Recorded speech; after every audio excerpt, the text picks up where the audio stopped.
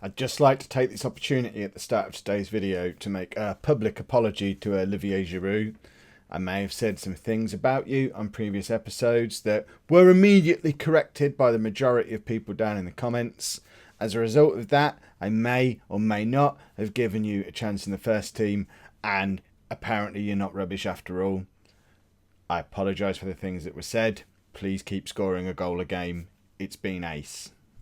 Hello and welcome to part 3 of my Arsenal FM17 playthrough. I'm Kev, and coming up on today's episode, we're at home against Man City in the Premier League and then at home against Bordeaux in the Europa League. Since you were last with me, things have been going really rather well. We're on a 6-game winning streak since the Bournemouth game, and Olivier Giroud has scored 6 goals in that time as well, because, as you all told me a lot on the previous videos, he's actually not as rubbish as I was making out, and he should have been the guy who was in rather than Welbeck. Although, to be fair to Danny Welbeck, he was also scoring a goal a game before he got injured.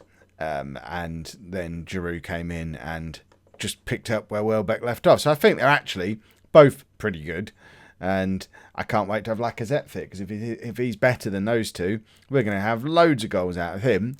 7 games into the Premier League season, we're 3 points off the top of the league, sat in a Champions League spot. If we finish in a Champions League spot, I'll be happy. The board might not be, because they're expecting me to win the league. So there's a chance we could get Arsenal back into the Champions League this year and still get fired. Fingers crossed it won't come to that. But this is the team that we're playing for the first of those 2 games. A proper Premier League top of the table-ish clash against Manchester City, and this is our team. We've got Cech in goal. Left back is Kolasinac. People asked where he was in the last episode. I just didn't really know who he was, so I didn't consider him, but he's played a couple of games now and he's quite good, isn't he?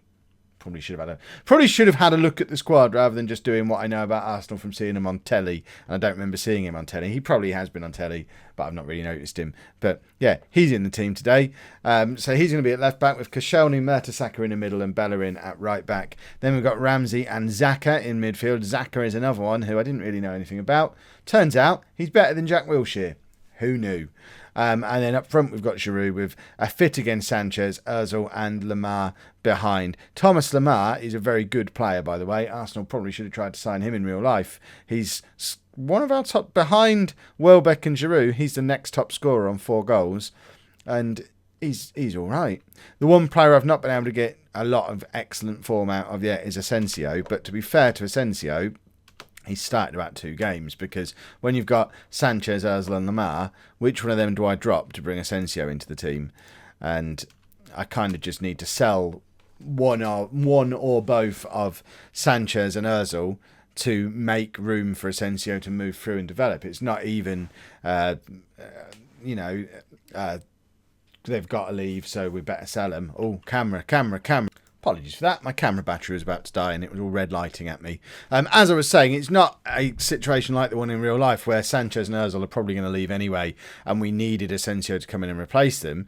They'll probably sign contracts for me, and if not, they've still got 2 years left at the club in this version of the world. But Asensio's that much younger than both of them, in our spirit of being a team that develops youth. Oh, it's a good opportunity for Giroud that's tipped wide. We don't really want to have 2 old men who, I say old men, they're a lot younger than me, late 20s, I guess. We don't want them blocking a spot for Asensio where he could come in and develop. So we want to sell one of them on at more than what we paid for Asensio, and then we're getting into the realms of running this club the way I plan to run it, at a net transfer profit. We bring in good youngsters, we develop them over the course of 3 or 4 years, and then we sell them on for more than we paid them for, and we get that conveyor belt going, similar to the Arsenal model in real life. But this version of it is going to involve us winning stuff as well, which is the subtle difference between Kev's Arsenal and real world Arsenal. Right, Lemar to Ozil and Xhaka out to Alexis, who squares it for Giroud, and that was a thing of beauty. And Olivier Giroud now has 7 goals from 7 appearances in an Arsenal shirt this season. And we're 1-0 up against previously top of the table Man City. And as things stand, that will put us top of the table at the close of today's play. And that would be a marvellous thing. I don't know why this highlight isn't loading. Oh, here we go. We have a highlight now. So, Xhaka it's a lovely ball over the top to Alexis, who could have had a shot himself, but instead decides to square it to Giroud because he thought he was playing FIFA, tucks it across into the middle, and Giroud's not going to miss from there. And he's just on a wave of proving a point to me that he's not rubbish. Kev should never have said he was rubbish. And, yeah, I'm very sorry, Oliver. What's your name, Giroud? Aguero's in now and hits the post, and we just had no answer to that. He just ran past our players and then kicked the ball past our goalkeeper, and we had no impact on whether or not he scored a goal there. It was his own incompetence with the shot that led to it still being 1-0 to us. But Alexis is in behind again, trying to do a similar thing, but he does it properly, and that is an absolutely stupendous goal from Alexis Sanchez. Look at this, picks the ball up out wide and then just runs past 3 City defenders as if they're not there, and then just tucks it into the bottom corner. That's what Aguero was just trying to do, but Alexis did it properly, and now I understand why Man City is so keen to sign him, because he's better than what they've already got. Now it all makes sense, and we're now inexplicably 2-0 up against Manchester City. I am glancing at the league table and seeing that Chelsea will be level on points with us with a game in hand, so we're not proper top of the league as a result of this, but top of the league. Emre Can's playing for Man City. That must have happened. That didn't happen in real life, did it? I guess that's happened earlier on in the transfer window when we were bringing in the likes of Lamar. They were bringing in Emre Can. Alexis again can't beat company this time, but Bellerin intercepts and puts it out to Alexis again, who this time does beat 2 men, finds Giroud, and we are getting so much fun down this left flank. I mean, Man City needs to be a priority for them to buy a couple of fullbacks. I mean, they need to go out and invest some money in fullbacks. I think it's the only option, because Alexis is making their right back look like he doesn't really exist. And he's had a lot of joy down that left wing today. Everything has gone through Alexis. He's scored 1, made the other 2 for Giroud. And we're 3-0 up at half-time. And I do know Man City spent a lot of money on fullbacks over the summer. The amount of people who tweeted me and said, Kev, are you Man City manager now? Look at all these right backs they've bought. Well, it looks like they need to buy a few more, because the one that's playing tonight, which I think is Danilo, obviously not as good as Alexis. So perhaps it's time for them to bring on Kyle Walker and see if he can handle Alexis, because at the moment he's just running around when he wants to down that left wing, and we should probably just give him the ball a little bit more often. If I was a proper tactical manager, I'd be focusing the ball down the left wing now, but I don't want to mess with a winning system too much. We're 3-0 up with 20 minutes to go. Let's not mess with it. Right, Xhaka's going to come off and we'll bring on Asensio. We've been playing him in midfield fairly regularly anyway, because it's the only spot he can get in the team at the moment. And at least he's then getting game time. Kolasinac, I don't know how to say his name. We don't have Monreal on the bench, which is a little bit of an oversight. So we'll take off Aaron Ramsey and bring on Christensen, who has played in midfield a little bit for us. Again, similar situation to with Asensio. He can't get in the team at the back. Asensio can't get in the team in attack. So we just play the 2 of them together in the middle. We're just basically playing without midfielders. Why not? And now we're going to take off Ozil and bring on Iwobi and just shuffle everyone around up the front a little bit. And no, we're going to do that. I think we want to keep Sanchez running down that left-hand side and just see if he can cause any more problems for the Man City right back, who inexplicably they haven't changed as this game has gone on, despite us just tearing him apart throughout the entire game. Czech makes a save, and with 4 minutes to go, we're still 3-0 up, and this has been a dominant performance. And Iwobi gets the ball clear. I say it's been dominant. Looking at the stats, the only thing we're really ahead on is clear-cut chances. They've had 2, we've had 5. But they have edge possession. They've had more shots. I think we've just been more clinical because of that man, Giroud. And now we've got another winger running at another fullback. And we are causing all sorts of problems out wide. And now Lamar tucks it into the top corner. It's the second scream of a free kick he scored already this season. His 5th goal overall. And we've got a free kick specialist in the shape of Thomas Lamar. And look at this. That is absolutely perfect. And it is he's fallen over, bless him. Arsenal 4, Manchester City 0. And we are top of the league going into our Europa League game.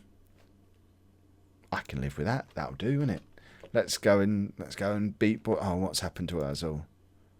What's up with him? Oh, dead leg. We can live with a dead leg. Let's go and play in the Europa League. Because I've learnt nothing from how the Expedition of Gold ended with the World Cup, I'm rotating in Europe because we've got Liverpool in a couple of days and I'd rather do well in the Premier League than do well in the Europa League. And we're already top of our group and we should be okay against Bordeaux with this team. So Ospina comes in goal for Czech.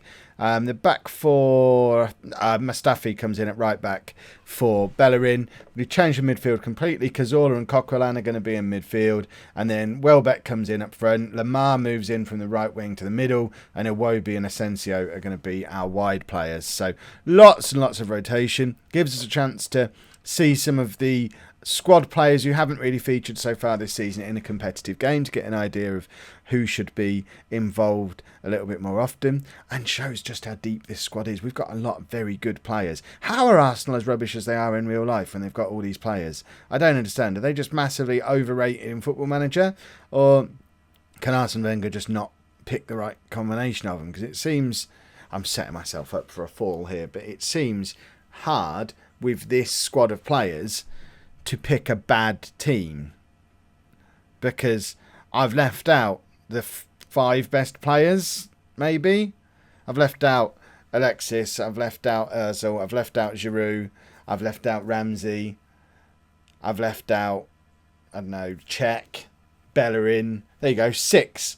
Possibly the 6 best players, maybe. And it still looks like a really, really good football team. So I don't really understand how it can be going so wrong for Arsenal in real life as it is. You might be watching this in 6 months in the future with Arsenal 5 points clear at the top of the league, wondering what you're saying, Kev. Arsenal aren't doing, but they had that little stutter of a start, but they've been fine ever since. Silly Kev. And that might well be the case. But this is largely the Arsenal squad from last year, which didn't get in the Champions League, with a couple of tweaks. So I still think my point stands. Welbeck scores an absolute screamer on 28 minutes. Goes into the, we'll say top corner until the 3D replay proves otherwise. But he's trying to stay level with Giroud, who I think is now on 7 goals. That puts Welbeck up to 6. And it's not a bad situation to be in, having 2 strikers who are both basically scoring at a goal a game. And it wasn't top corner. It was low. But it doesn't matter. It was in the back of the net, and that's the most important thing. And if things stand as they are, 3 games into our group, we're going to be 5 points clear at the top of it, 6 points clear of Bordeaux in 3rd place. So all but qualified for the knockout rounds, which is exactly what we should be doing from a group that has these teams in. We're supposed to be able to absolutely batter these. I mean, really, we should be winning the Europa League this year. Asensio has just scored an absolutely beautiful goal. He's just having a little word, Kev. This is why I need to be starting games. Look what I can do. So I'll just take it 1 touch, 2 touch, beat a man, bang, hit it really hard. It's 2-0, and I don't even know how we begin to fit Asensio into our starting 11 without selling some players first. Oh, he's confused and demotivated. Well, there you go. He can probably hear me. Well, be confused and demotivated. You're still not getting in the team unless you score 2. If you score another 2 goals now, Asensio, I'll play you against Liverpool. I don't think we get much fairer than that. So a hat-trick in the Europa League wins you a starting spot in the next league game. Those rules apply to everybody. Let's not pretend there's special treatment here. Anyone who scores a hat-trick in this game will start the next game, because I'm nothing if not fair. Right, Coquelin to Iwobi. What can he do? Finds Lamar, who's enjoying playing central for possibly the first time from the start this season. And Asensio's got his 2nd. And it's another screamer. And I think he wants to play against Liverpool. I mean, really, this is silly. Look at that. 1 touch this time. Bang. 3-0. We might actually have to play him. And if that's the case, who on earth do we drop if we play him? Let me know down in the comments what our midfield 3 should be. And I know a lot of people are clamouring for strikerless, but with Giroud and Welbeck both scoring goals the way they are, that seems like a silly decision. So we need to pick 3 from Alexis, Ozil, Lamar and Asensio. Poor old Iwobi's not even getting a look in. Coquelin's been sent off now, so he's definitely not going to play against Liverpool because he's done a silly. We'll take off Iwobi, I think, and bring on Ramsey. Just drop him back there. Stick Lamar out wide like that. And just keep going. But yeah, who should the three be? And I know the answer is they should all play lots of games and they should be fairly evenly rotated. But you've met me trying to do rotation before. I'm one extreme or the other. And for those really big games, for games like the Man City game that we've just had, you could argue for games like the Liverpool game coming up, you don't really rotate. You play your best option. So what is our best midfield three to sit in behind? Presumably Giroud will be back in at the weekend unless Welbeck does something special in this second half. Right. We need to start thinking in terms of substitutions. I think we've obviously already brought on Ramsey because of Coquelin getting himself sent off because he's silly. But possibly another change. Thinking ahead for Liverpool, it might be time to take off maybe Lamar for fitness reasons, because otherwise he's going to make it much easier to decide who not to play at the weekend, because we just won't play Lamar. We'll bring Sanchez. There you go, 3-0 up. We'll bring Sanchez on the left wing. Got to save Lamar for the weekend because he's been that good all season. I don't see how he's droppable. I think probably Ozil's the one who misses out as it stands right now. Unless I just chicken out and still don't play Asensio. Right, we'll take off Cazorla as well and bring on Christensen in midfield again. He will get a chance at centre-back eventually, but he's not as good as our current centre-backs at the moment. So at the moment, I'm just all about getting him game time.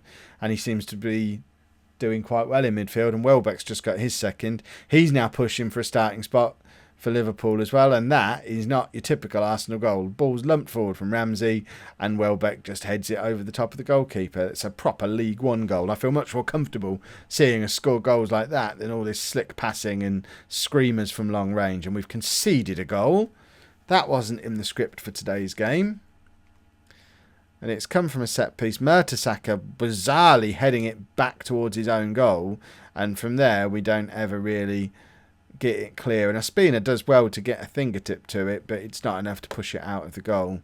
And can we get a hat-trick goal from Welbeck or Asensio here? But no, Welbeck hits the post. They're both desperate to get into the team for the Liverpool game. There's probably one more opportunity, and it's Ramsey, and it goes whistling past the post, and we win 4-1. Two pretty dominant victories today, and this Arsenal team is looking pretty decent. If you've enjoyed that, please make sure you pop a like on there for me. Subscribe to the channel if you'd like to see more. And thank you very much for watching.